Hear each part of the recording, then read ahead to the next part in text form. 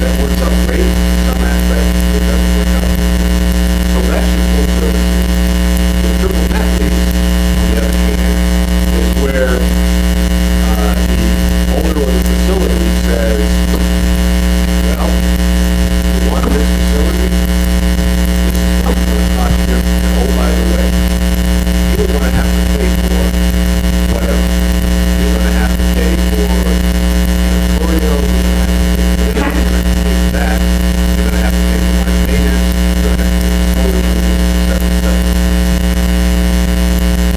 In this particular case, it goes a little bit further. Oh, and property taxes and insurance.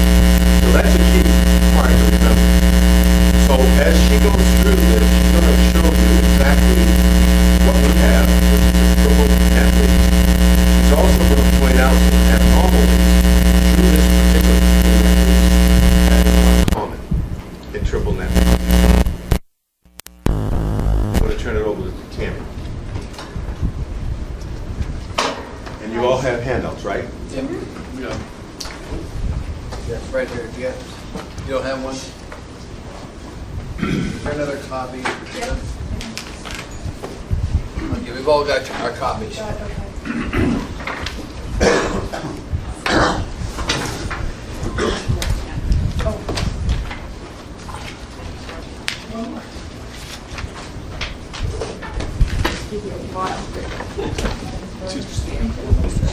Okay, the City Hall lease is owned by the Anchorage Public-Private Partnership. We entered into a 25-year lease back in November of 2001, and it terminates December of 2026, and there are no extensions in the lease. There is an option to purchase the property that commenced in the 7th year. I do believe that the municipality did look at purchasing the property in 2006 or 7, but we still rent. If I could just elaborate on that, and it was done at that particular time where they looked at trying to acquire the facility because at the time they felt that it would be better if we owned it for a lot of reasons. And they were trying to negotiate a price.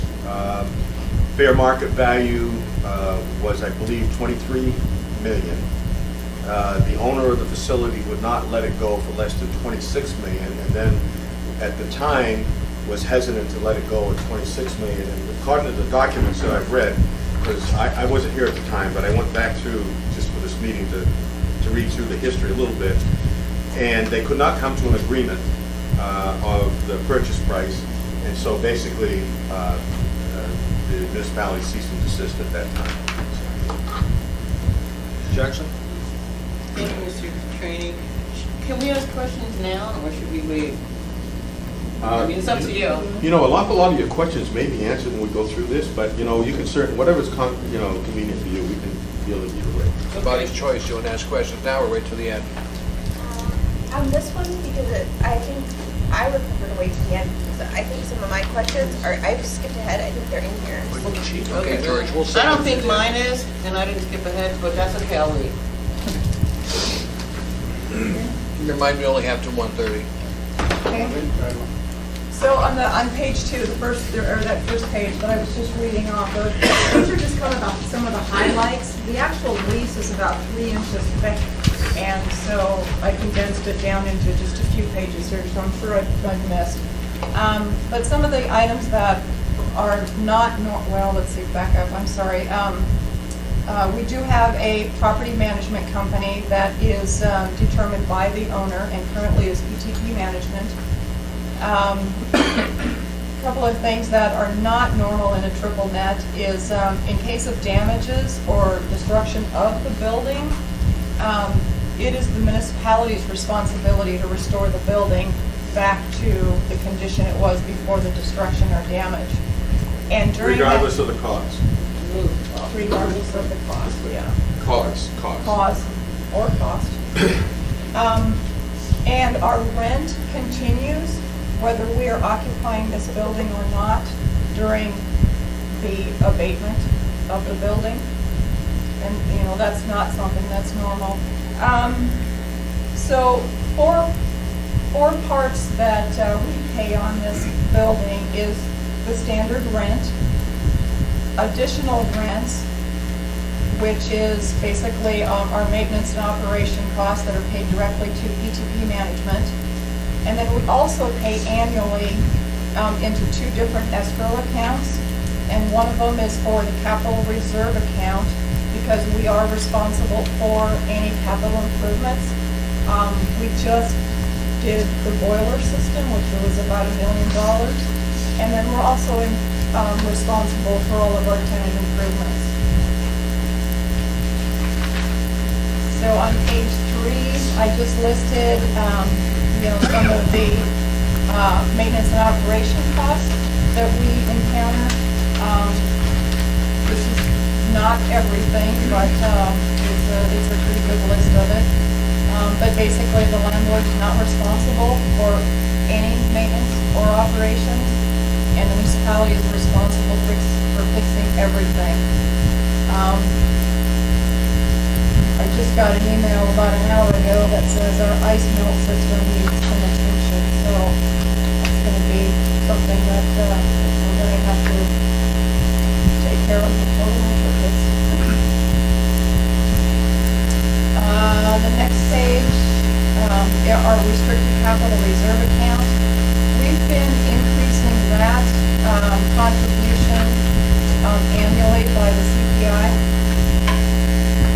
And that is a restricted escrow account that pays for, major repairs and major replacement of the system.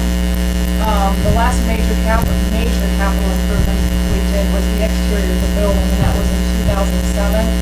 And since then, we've been putting money aside or saving money up to replace this boiler system, because the previous winter, we ran on one boiler, and our fingers crossed. We have one boiler. We have two boilers in the winter, and running on one boiler through the winter is kind of dangerous. And they were the original boilers.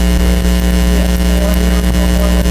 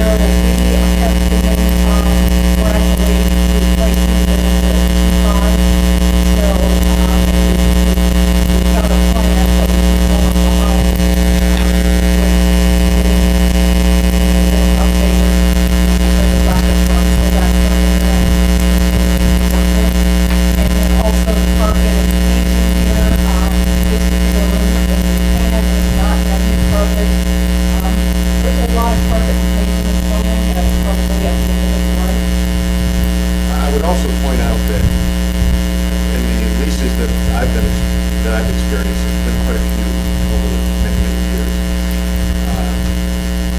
is that typically painting and carpet replacement is on the onus of the land owner, the property owner.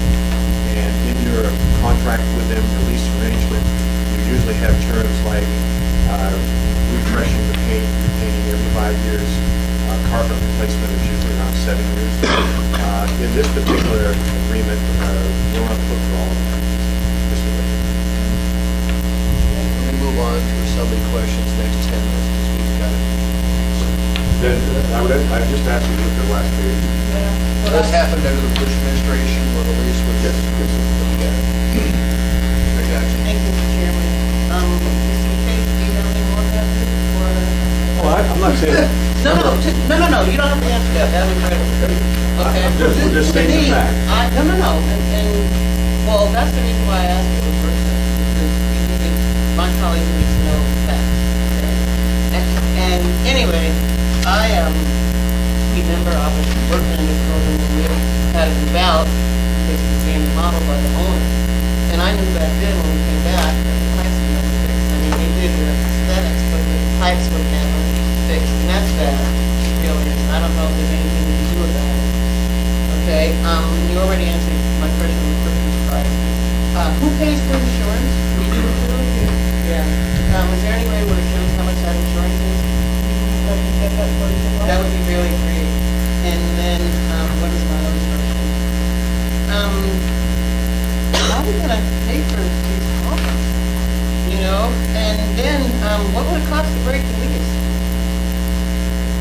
Would be on the hook of the term For the rest of the term, you know, we're just, Well, but, okay, so, we've been giving you the facts. The reason I asked you to go to the last page, okay, is that you've got a monetary amount here, and what it does is Tammy did the best she could, which I think she's pretty close to being right on the mark here.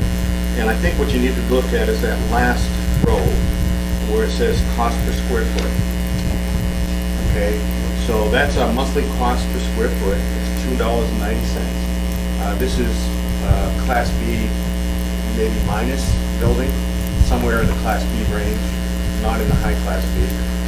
And we're paying about $2.90, and I think the average in town is, what did you tell me about? $2.75, $2.75. So we're over market, but by that amount. So if you looked at it from a total financial aspect, I mean, one could say, well, 15, 20 cents a square foot is not much, but then you look at the total square footage, it does amount to something. But then one could say, well, that may be in the ballpark. But the points that I wanted to highlight to you are those points that this is not your typical triple net lease, because we're on the hook. So we have great risk of the way this thing is, okay? So that's the only point we're trying to make. yeah, I mean, we needed an hour, but yeah, thank you, Mr. Mr. Chairman. Dombrowski. Actually, Okay. 2 of my 3 questions were answered, but I didn't hear, because I caught myself. What year was the building built? I think it was in the 50s. Yeah, I think it was 54. 54 is the number that I remember, I remember reading through all these documents. Wow. It was close. Well, We had that major. I'll tell you this, it was something 4. It was either 54 or 64. Either way, before I was born. Me too. Lots around before you were born, Amy. Mr. Evans, sir?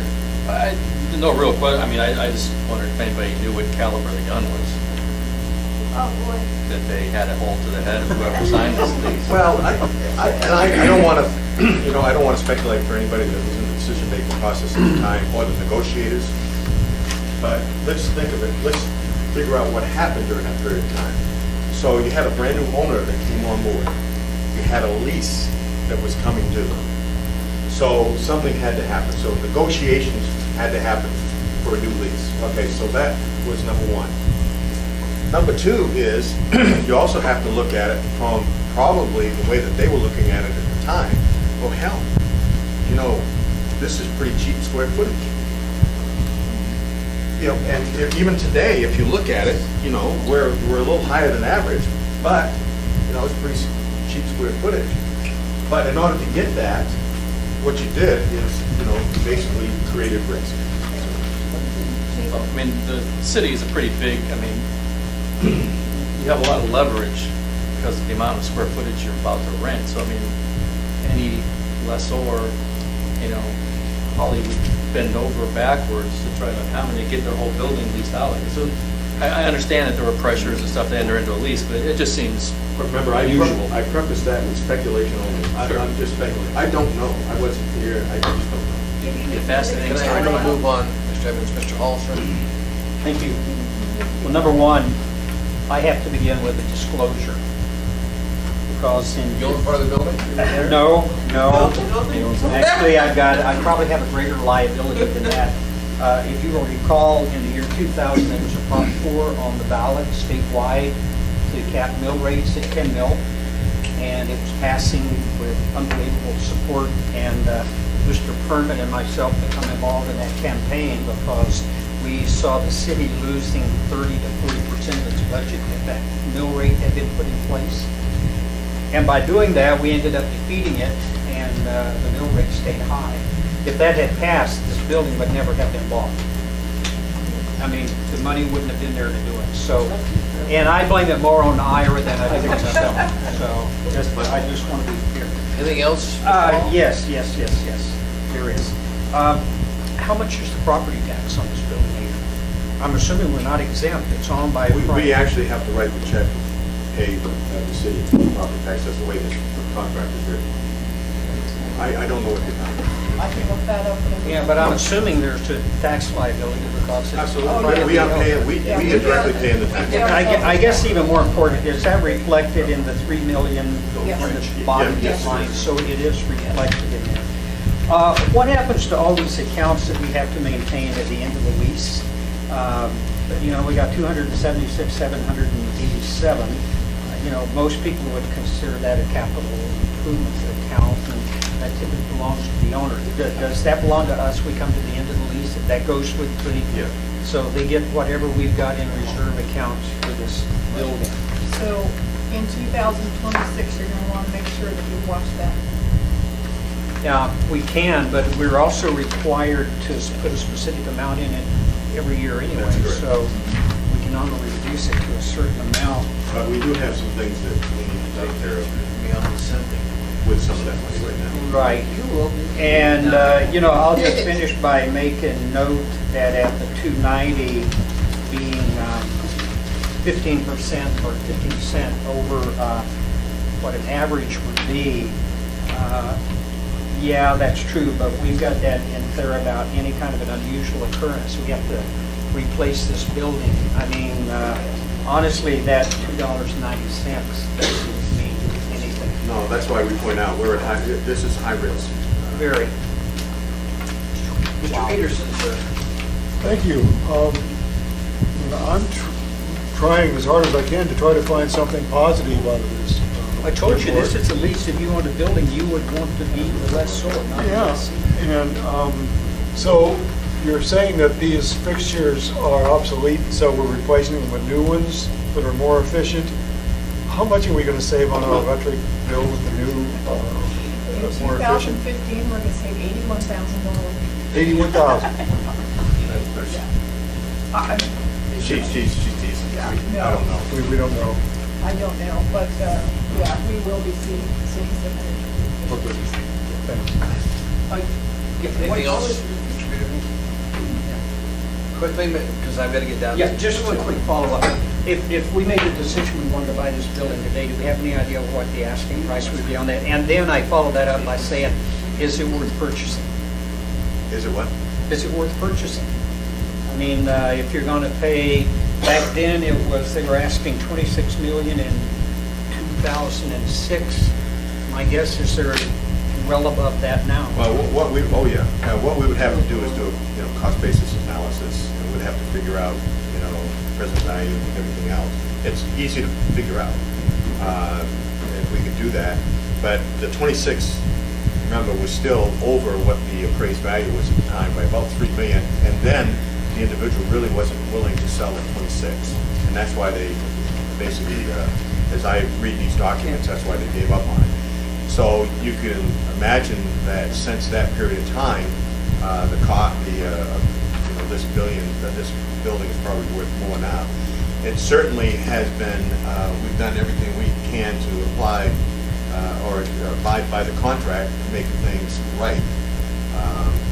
So we've got a brand new HVAC and water heating system in the building right now, completely brand new. So, Of course, we can't take the boiler with us when we leave. Yeah, just one. It says in our contract that we can buy this at 97% of fair market value. correct. When it was tried to be purchased back then, and we were looking at 26, and they were, We were at 23, they were at 26. 26. Fair market value was 23. so, If I may. There was some other things going on during that negotiations in regards to the parking lot. So there was some horse trading going on, and between the fair market value of 97% and what the other horse trading that was going on as far as this parking lot, that's covered. okay. In that. I was wondering how we've got to move on to Mr. Steele. I have a couple of questions. First off, does this building have earthquake insurance? We're required to have all kinds of And insurance. who would be the beneficiary? The owner. Number two is, it seems to me that at the end of the term, we'd have to bring it up to certain standards, I presume. It would have to be at the same standard as it was when we took it over back in whatever that was.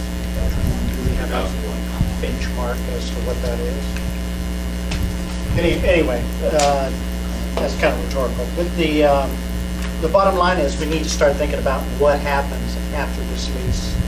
We ought to start thinking now about a public building in public ownership and see if we can't be moving toward that between now and then. But if we vacated, if we bought a building, we moved into it, we'd still be liable for the lease until it's up. So, And again, this lease has been in existence since 2001. I had a problem with the one we did for the school district too. I thought, shoot, that we could have gotten it cheap. So, I will tell you, we do own a great piece of property on Tudor Road. Happens to be my assembly district, used to be a borough building. We own the property. We got a Good great place place for on the city west hall. side too, Mr. Train. What, sir? We've got a great location on the west side. It should be in the Dempsey Anderson. Yeah, but how are you gonna play tennis with the building on it? It's Great Jacks, and then Mr. Browski, we've got to Great get out. Jackson, not Jacks, whatever. Thank you, Mr. Chairman. But just a couple quick comments. If the building's valued at 26 million, our taxes are about 390,000, just an FYI. But do we know if the owner, not that I think it's worth buying, because I don't, but do we know if the owner is interested in selling at this time? I don't think anybody has talked to him in Okay. a few years in regards to purchasing the building. Thank you. Cheers first. Tom, Okay, Either one of the two of you guys. I am so sorry, but I have to, this is important. So, just let me understand what I'm saying. So we have insurance, say we have a major earthquake. What I said is we're required to have certain coverages of insurance. I think earthquake is Okay. one of them, but I'm not sure. Major destruction to the building, but the owner of the building is the beneficiary of that policy. But within our lease, it says we still have to restore the building as nearly possible. So does that mean they get the money and we still have to rebuild the building? No, we're required to carry insurance to replace the building. I was just gonna say, I don't So, think you could get any the owner worse until that was benefits. said. It's to the owner's benefit because it replaces the Owner's building. benefit, yeah. I mean, this is one of those things I think the assembly really needs to proactively start looking at. If the lease is gonna terminate in 2026, it's up here, I think, it might be one of those things where we're putting away a couple $1 million every single year in order to either build another building, buy another building, or create leverage for them to incentivize to give us a really good deal on this building. Because if we get to the end of this lease and we have no other option, they have us over a barrel. But if we're forward thinking and we are already setting money aside and we are preparing to think we're gonna move on, I mean, there's a really big LIO over there. Who knows? So, Well, somebody said We they could would bond own this to building. buy a building. That's right. we could bond to that. Yes. Okay, so, but my whole point is, I think we should, well, I come from Eagle River, so we like to save and then spend rather than borrow, but Mr. Evans, last comment, we're I know, I in have this nothing. one. Okay. What? This meeting is over with. We start the next one directly.